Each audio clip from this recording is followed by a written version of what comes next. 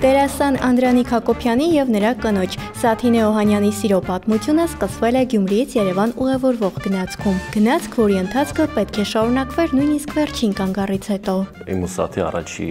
հանդիպումը տեղի ունեցել Գյումրի-Երևան գնացքի մեջ, 3-րդ վագոնին, հունվարի 3-ին։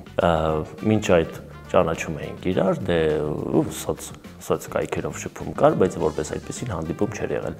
Բայց մենք հեռու ընկերներ ունեինք, ընդհանուր, բայց չենք հանդիպել։ Առաջին հանդիպումը գնացքում ա եղել հունվարի 3-ին, 17 թվի 3-րդ համարի վագոնում, ու դրանից հետո 3-րդը դարձել է մինչև այսօր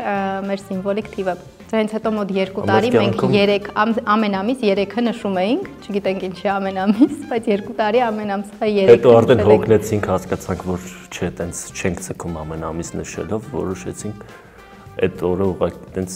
մեր մոտ սիմվոլիկ մնա։ Բայց ինչպես ասում են, կյանքում պատահական ոչինչ չի լինում։ Մինչ գնացքում իրենց հանդիպումը Անդրանիկն արդեն մտովի ընտրել էր ապագա կնոջն ու արել առաջին քայլը։ Սաթը ինչ-որ նկարներ էր գցել իր էջով։ Ձեռքով նկարված նկարներ, տարբեր, սիրողական շատ սիրում եմ ես նկարել, հիմա ես ինչ-որ մի ընթացքավոր չեմ նկարում։ Ես էլ իմ էջում ինչ-որ տենց տափակ փիլիսոփայական մտքեր էի գցում։ Այս Սաթը հավանել էր իմ մտքերից մեկը ու լայքել էր։ Ինչ-որ մի բանի վրա այն վաղ ծրտիկ չկար, մենակ լայքերն էին, բութ էի դրել ստատուսին։ Ես մտա Սաթի էջ, տեսա այդ նկարները ու ասի դի գրեմ, գրեցի նկարում ես։ Բայց իրականում ես իմ նկարած նկարներից ոչինչ դեռ չէի հրապարակել այդ ժամանակ։ Ու ինքը ես չհասկացա ոնց հասկացա, որ ես նկարում եմ։ Չէ, հրապարակած ունեին, ինչ-որ տես բան էիր գցել, մարդ էր ակվարիումի մեջ, թե ինչ-որ տես նկարում էիր։ Ես ինչքանով որ ես հիշում եմ, ինքը լավ չի հիշում իրականում։ Հա, այդ ժամանակ չունեի, դրա համար ինձ շատ հետաքրքրեց, թե ոնց այս տղան իմացավ, որ ես նկարում եմ առհասարակ, սիրողական, բայց նկարում եմ, ուղղակի չէի հրապարակել այդ ժամանակ։ Ու ինքը չգիտեմ ոնց, բայց մտածել էր, որ նկարում եմ։ Վերադառնանք գնացքի խցիկ։ Մոտ 4 ժամ տևած ճանապարհը բավական էր հասկանալու համար, որ այդ հանդիպումը ճակատագրական էր։ Ու ես հասկացա, որ եթե 4 ժամում այս աղջիկը կարացավ ինձ դիմանա, ուրեմն ամբողջ կյանքում կդիմանա։ Սիրահարվածությունն առաջինը զգացել է Անդրանիկը, Սաթինեն սկզբում հապաղել է, քանի որ միշտ կարծել է գեղեցիկ արտաքինով տղամարդիկ վստահելի չեն։ Քանի որ իմ դասախոսը միշտ ասում էր երբեք շատ սիրուն տղամարդկանց չընտրեք որպես կողակից, հուսալի չեն, շատ նարցիս են, ինքնասիրահարված, այդ տենց իմ ուղեղի մեջ ամրապնդվել էր, որ երբեք շատ սիրուն տղամարդ չպետք է լինի, բայց լրիվ հակառակը ստացվեց։ Պարզվեց, որ որոշ ինքնասիրահարված է։ Դրա համար չէի մտածում առաջին հանդիպումից, չէի պատկերացնում ուղղակի, մինչև այդ էլ ինչքան ժամանակ որ մենք ինչ-որ շփում ունեցել ենք, ավելի շատ ընկերական շփում էր, չէի պատկերացնում ու առավել ևս որ դերասան է, արվեստի ոլորտ, շատ իմ սիրած ոլորտն է, ինձ շատ միշտ հետաքրքրել է, ես նույնպես դերասան եմ ուզեցել դառնամ ժամանակին։ Դե տնից մի հոգի է դերասան լինում էլի։ Սաթինեի ուժեղ և միևնույն ժամանակ փխրուն լինելն է գրավել Անդրանիկին, ով նշում է, անդադար շարունակում է բացահայտել կնոջը։ Այս խոստովանությունը Սաթինեին ևս դրդում է անկեղծության։ Անդրանիկի մեջ առաջին հայացքից գրավեցին հենց աչքերը։ Աչքերը, որովհետև գույնի հետ չի դա կապված կամ մեծության, գեղեցկության, շատ խորն են, որ ասում են ծով անհուն աչքեր, այդ համ գույնն է ենթադրում, համ նայում ես ու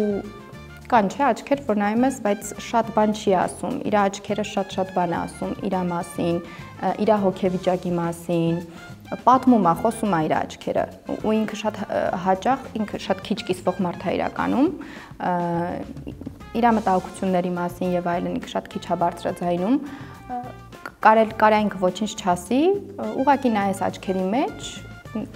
գրված է այնտեղ ամեն ինչ։ Ու առաջինը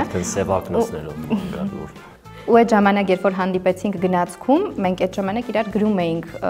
պայմանավորվում էինք որտեղ եմ ես, որ իրար գտնենք, որովհետև ինքը սկզբում ուրիշ վագոն էր գնացել, հետո վերջում ստացվեց նենց, որ 3-րդ վագոնում հանդիպեցինք ու արդեն իրար դեմ դիմաց էինք դուրս եկել, բայց հեռախոսների մեջ էինք, ես դեռ չէի տեսել, բարձվեց իրար դեմ դիմաց կանգնած ենք, բայց ես դեռ իրեն չէի նկատել, ու ինքը գրեց դիմացը տեմ, բարձրացրեցի ու առաջինը որ տեսա, այդ մեծ սիրուն կապույտ աչքերն էին։ Անդրանիկը վստահ է, այն որ ինքն ու Սաթինեն պետք է հանդիպեին, կանխորոշված էր ի վերուստ։ Սա նա փաստում է պատմությամբ։ Ուրեմն ամանորի գիշերը, նա արդեն հունվարի 1-ի գիշերը, երբ որ գնացինք եկեղեցի, ես ասի Աստված ջան, եթե պետք է ես տեսնեմ այդ մարդուն, ով որ պետք է լինի իմ կյանքի ինգերը, թող շուտ տեսնեմ։ Ու արդեն ամսի 3-ին երկու օրվա մեջ աղոթքը ստեղ հասավ էլի։ Մի հատ բան ասեմ, ասեց, միջև այդ ասեց, չասեց, բայց կասեմ։ Այդ ժամանակ երբ որ մենք շփվում էինք, բայց դեռ չէինք հանդիպել, ինքը ուներ ընկերուհի, ինչքանով որ ճիշտ եմ հիշում, տենց մի նայի։ Ուներ ընկերուհի, ու քանի որ մեր կապը շփումը միայն ընկերական էր, ինձ տենց հանգիստ հարցնում էր, ինչ խորհուրդ կտաս, ինչ որ էս ոնց վարվեմ, էս ինչ հարցում, ես հետո եմ դա իմացել։ Դե համել ուզում էի իմանայի։ Լավ, ես քեզ ասել էի այդքան շատ այբներս մի ասախի, սկսեցի դերտով այբներս թվարկել։ Զույգը նշում է իրենց սերը պարբերաբար բախվում է փորձությունների, բայց դժվարությունները միասին հաղթահարելն է ավելի ամրացնում իրենց զգացմունքը։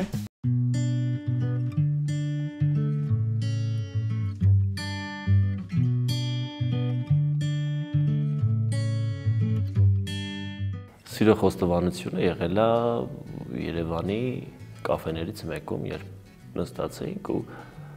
արդեն ինչքան երևի մի ամիս ընկերություն էինք անում։ Այսինքն մեր մոտ դրված էր, որ մենք արի իրար ճանաչենք, հասկանանք մենք արդյոք կարողանանք իրար հետ ճանապարհ անցնել, իրար հետ պատասխանատվության տակ մտնենք, ասենց ասած։ Ու եկավ այդ պահը ասա, որ ես ասի, ով եթե ոչ Սաթը։ Ինչև այդ դենց ասում էր, սիրահարված եմ, կամ ագնալով ավելի եմ սիրահարվում, բայց բուն բառը, սեր, սիրել, չեր ասում։ Հետո մի ուրիշ բան էլ ասեմ, քանի որ այդ տարիներին ես նոր էի տեղափոխվել Գյումրիից Երևան, այսինքն ինչքան մի 2-3 ամիս ինչ տեղափոխվել էի Երևան։ Ու ծանր շրջաների մոտ դեռ ոչ մեկի չէի ճանաչում, բարմենություն էի անում։ Ու ես ասի, եթե այս աղջիկը կարողանում է սիրել են մարդուն, որ դեռ ոչ մեկի չգիտի, ասենց ասած, որ տղա է ով եկել է ու ուզում է հաստատվելու քայլեր անել, ու եթե այս աղջիկը չի նայում թե ստեղեն, չգիտեմ, բնակարան ունի, սեփական թե չունի, սեփական մեքենա ունի թե չունի, այսինքն նյութականին ուշադրություն չի դարձնում, ով պետք է լինի իմ կողքի, եթե ոչ ինքը։ Անդրանիկի ամուսնության առաջարկությունը եղել է ավանդական ձևով, հայկական սովորույթների համաձայն։ Գնացի առաջի անգամ ծանոթացա Սաթի ծնողների հետ, որ որոշեցինք, իմ ծնողներն եկան, ծանոթանալ, նշանդրեքի օր որոշել ու տենց։ Իրականում մոտ 2 տարի տևել է մինչև մենք ամուսնացել ենք, այսինքն հանդիպելուց հետո, բայց ես նշանվելուց հետո միշտ ասում էի ծնողներիս, թե ինչի համոզեցիք ինձ, որ նշանվեմ, շուտ է, իրականում ինչ իմաստ ունի նշանդրեքը, կարելի է միանգամից ամուսնանալ, իրականում բայց նշանվեցինք, հետո մոտ 10 ամիս էլի սպասեցինք մինչև ամուսնանալը, ու ամուսնանալուց հետո էլ էի ասում, ինչի սենց ես ամուսնացա, մինչև հիմա ասում է։ Սաթինեն հավելում է, կյանքում ընտրությունները բարդ է կայացնում, բայց սա ընտրություն էր, որի առաջ չի երկմտել։ Միակ դեպքը իմ կյանքում դեռ, որ ես չեմ փոշմանել ու չեմ տանջվել, որոշումը կայացնելուց հետո է եղել է իմ կյանքը կապել Փաստորեն հանգել ես այդ մտքին, հանգիստ եմ, որ չես տատանվում, շատ լավ է, որովհետև հետը խանութ գնալ չի լինում։ Օրինակ, չգիտեմ, ես արդեն որոշել եմ, ինքը հենց շոր է նայում, ես ասում եմ, սա ես դուրս գամ։ Ինչպես ցանկացած ընտանիքում, երիտասարդ ամուսինների մոտ եւս եղել են վեճեր, որոնք կարող էին հանգեցնել ցավալի հետևանքների, բայց բարեբախտաբար ամեն բան հարթվել է փոխադարձ հարգանքի ու երկխոսության շնորհիվ։ Մեր մոտ օրեր ա եղել, որ որոշել ենք, всё, վաղը գտնենք ԶԱԳՍ։ Թղթերն ենք հավաքել, ես հավաքել եմ, արդեն Սաթը թղթերը հավաքել է, բան, վերջ գնում ենք ԶԱԳՍ, Ուղղակի շաբաթ-կիրակի էր միշտ ընկնում այդ օրերը։ Մեր մոտ շատ sense բան է,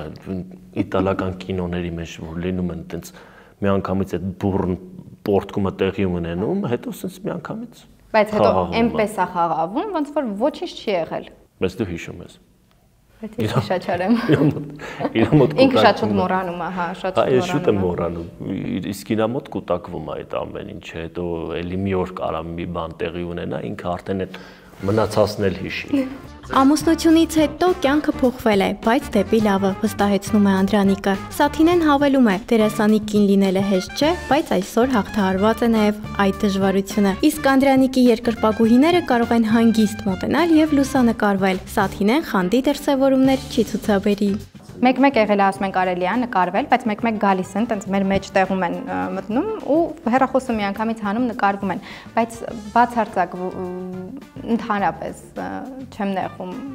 դրանից, ինձ մենակ հաճելի է, որովհետև շատ մարդ դրսում տեսնում է, ժպտում է, հետո գնում են ասում են, այս դերասանները, մեր սիրած դերասաններ, ինձ շատ հաճելի է։ Շատերը ամաչվում են մոտենալ ինչ-որ բան ասել, բայց լսում ես, որ կամ նայում են, ժպտում են, բայց երբ որ մոտենում են, ինչ-որ բան են ասում,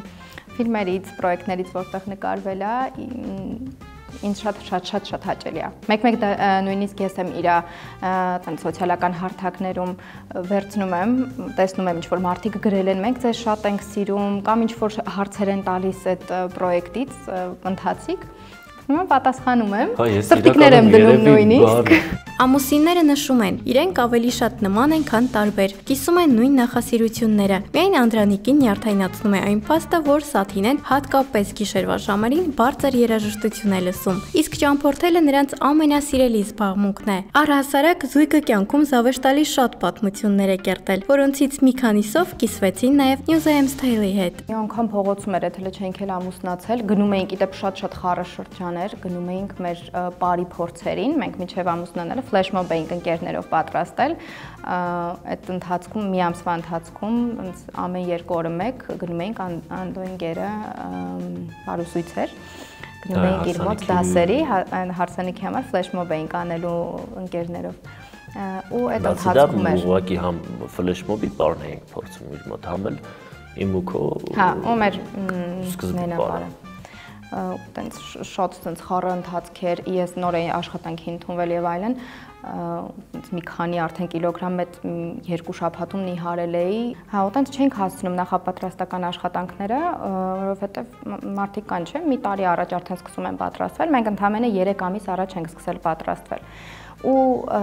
տենց ամեն ինչը կարար նյարդայնացներ, թե իրեն, թե ինձ, որ չենք հասցնում, ու տենց փողոցում նենց ստացվեց, որ ինչ որ չեմ հիշում արդեն ինչ հարցի շուրջ, բայց հակակարծիք էինք։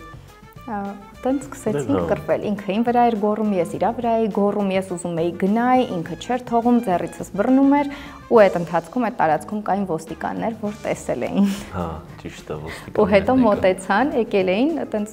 ուղիղ չասեցին օգնելու բան կա թե չէ, բայց եկել էին մեր կողքն էին կանգնել։ Ոստիկաններին էլ էր հետաքրքիր է, հերվից հասկացան, որ չեն կարող հասկանան ինչումն է բանը, եկել մոտիկից այսպես նայում են։ Ընդհանրություններ գտնելով եւ տարբերությունները հարգելով են Անդրանիկն ու Սաթինեն գտել իրենց սիրո լեզուն։ Կարծում են, սա է ընտանիքի ներդաշնակության գաղտնիքը։ Պետք է ուղղակի սիրել իրար ու